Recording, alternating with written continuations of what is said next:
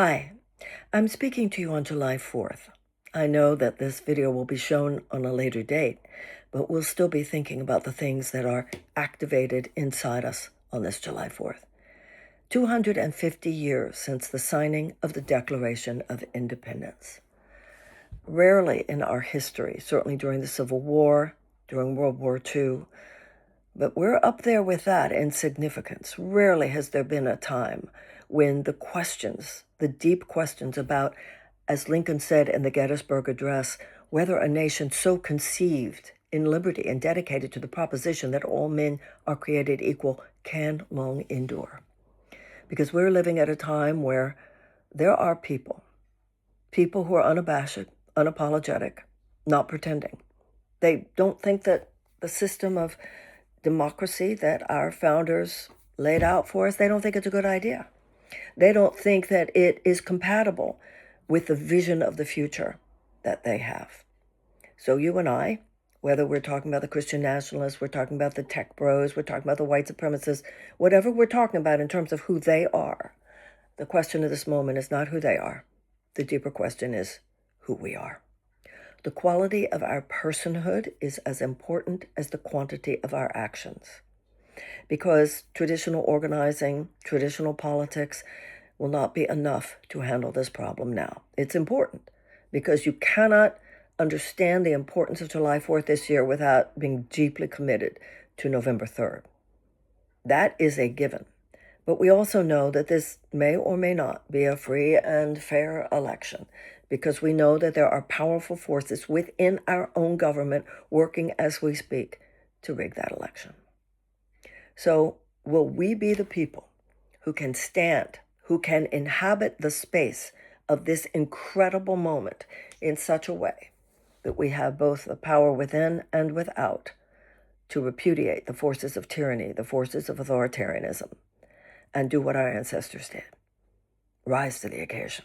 Our founders were not gods, they were people, but they rose to the occasion with courage to reject tyranny, to repudiate the forces that would limit their lives. They started this experiment, and now it's up to you and me. Will we have what it takes, do what it takes to both repair it and renew it? Now, in those days, women were, as it were, not at the table. I think that they certainly played their part, as they have throughout the great movements, social justice movements and so forth in our history.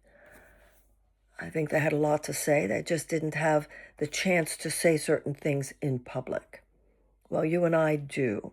And our ancestors, our mothers, our great-grandmothers, they worked very, very hard to make sure that women would have the vote.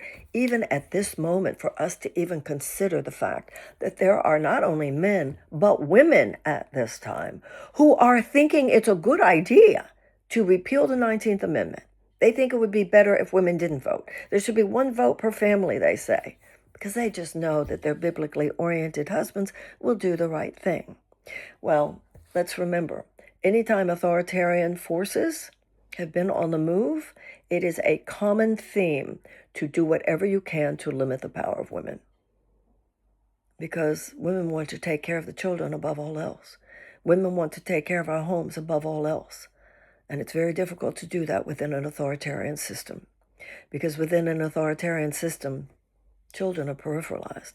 Within an authoritarian system, the forces of this world, including the planet itself, are simply there to be exploited. We have the power. The question now is, will we have the courage? Will we have the courage to stand? Will we have the courage to say no, not on our watch? Will we have the courage to do whatever it takes, just as we do in our own homes? If we feel that our children are threatened, not on our watch, not going to happen. We will do whatever it takes. And today, it's not just our children, but it's all the children of the world whose lives are threatened. There is danger in our midst. The current trajectory, not only of our government, but of all the collective behavioral patterns of this species, are headed in a direction that is so malfunctional as to be a threat to the survival of our species. This is bigger than America. This is the world. And whenever a species behaves in collective behavioral patterns in such a way as to threaten its own sustainability, one of two things happens. That species either goes extinct or it evolves. And that is the job of women today. That is the job of all forward-thinking people, people who have that balance of the masculine and the feminine. And that is to recognize and to state without apology that the next evolutionary leap will come from an expansion of our heart. I know in my own experience that it wasn't just men who laughed at such a thing within our political space. It was women who laughed at it too, because too many women have felt that their good lay in being able to mimic the patriarchal order. The patriarchal order, in which primacy is given to the voices of men over and over, to a mechanistic way of thinking, that has taken us to where we are. And women are in a new place today. We're not angry. We're just not kidding. We're not angry. We're just not going to remain silent now. We don't wish to speak with harshness. We don't wish to speak with anger, but we insist on speaking and we insist on being heard. And our voices will not be overridden, and our voices will not be shushed, and our voices will not be peripheralized, and our being will not be invisibilized. This will only happen, by the way, if we reclaim sisterhood. And when you see a woman, when you see this reiteration of the witch burning of centuries ago, when you see a woman speaking with her full power and she is peripheralized, or she is mocked, or she is invisibilized, we must be there for one another. In the feminism of the 1970s, it was understood none of us will get there unless all of us get there. That feminist would mean nothing if it didn't include the importance of sisterhood. So now, at this incredible moment in our history, American democracy is threatened. American democracy must be protected. American democracy must be enveloped with divine providence, with faith in the protection of divine providence. That is how the Declaration of Independence ended. Let us have that same faith today. And let us pledge to one another, as our founders did, our lives, our fortunes, and our sacred honor. Let us pledge to one another that. A Women's Global Conference right now is not just an exercise in symbolism. It's not just an exercise in some kind of political poetry. It is an exercise in human and political and societal transformation. And it is as serious as anything that has ever happened in our lives. So today, it's not just the horizontal level of things where we try to make things happen on the outside, as important as that is. But we must reclaim the power of the vertical. Whether your power in consciousness is through a religious lens, a spiritual lens, or a secular lens, doesn't matter. But there is a recognition that we, through the power of our word, through the power of our hearts, through the power of our spirits, can speak what we need to speak and make happen what we need to make happen. We have a very short period of time before November 3rd. July 4th this year has very little meaning unless it is connected in our hearts and minds and in our dedication, in our spirit, and in our behavioral commitment to November 3rd. November 3rd is going to be one of the most significant days in American history. Maybe because it's a beautiful, wonderful day that we will all celebrate, but maybe because it's a rough day. The point is, let's begin now. Surround it with love, prayerfully or however you do. May there be peace. May all beings be protected.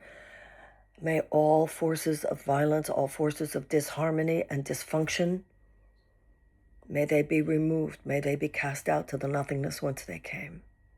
And may peace prevail, and love prevail, and justice prevail, and freedom prevail, and democracy prevail, and the true spirit of America prevail.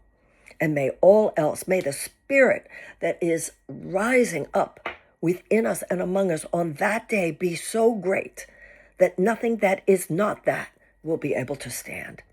It will be cast out by the power of our spirits. And the work won't be over no matter what.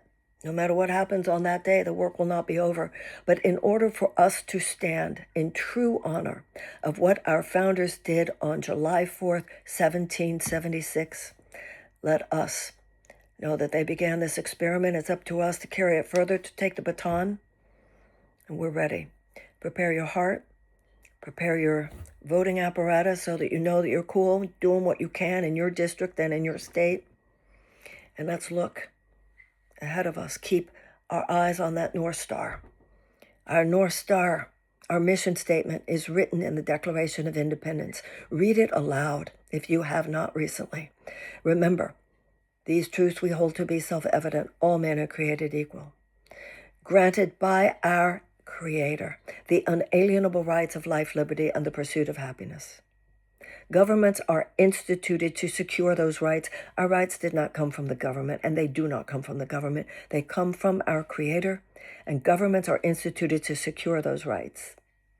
And then the banger. It is the right of the people, should the government not be doing its job, it is the right of the people to alter it or to abolish it.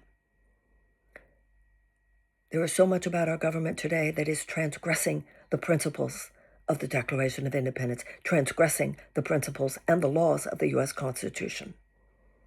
It must be altered. November 3rd is the day. So now, in the spirit of July 4th, let us go forth as our founders went forth.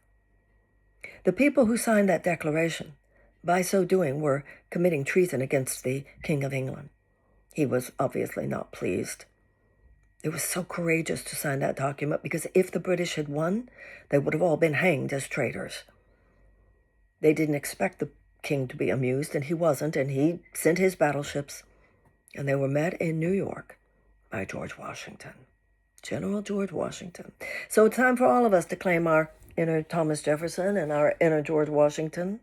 Time for all of us to claim not only the spirit of the founders, but to be the spirit of the founding mothers. It's a new chapter in American history. We're it. Much love. God bless America, and God bless the world.